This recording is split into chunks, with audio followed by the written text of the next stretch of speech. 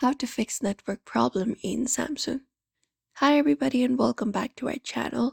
In today's video, we are going to provide you with step-by-step network troubleshooting steps that we can follow up and we should be able to solve the network issues that may be happening upon our mobile device. So let's just dive right into the video and get started.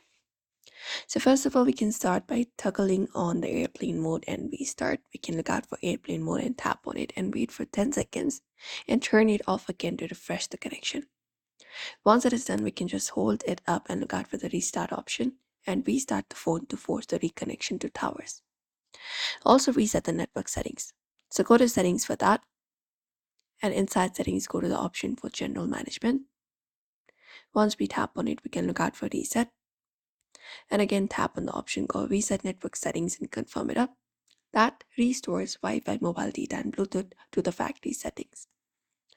Also, we can update our software. So within our settings itself, within the main settings page, scroll down and find software update and tap on it.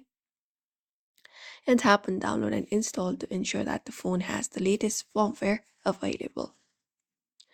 And apart from that, what we can do is we can just go over and manually select network as well sometimes.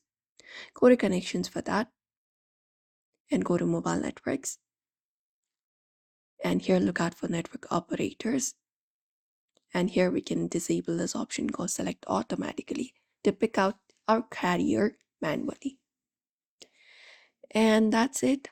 If nothing else works, it may be a hardware issue as well. You can contact the service provider to check for outdated or faulty SIM card. But this is how we basically solve this issue. So we hope this video was helpful. Give this video a like and subscribe for more.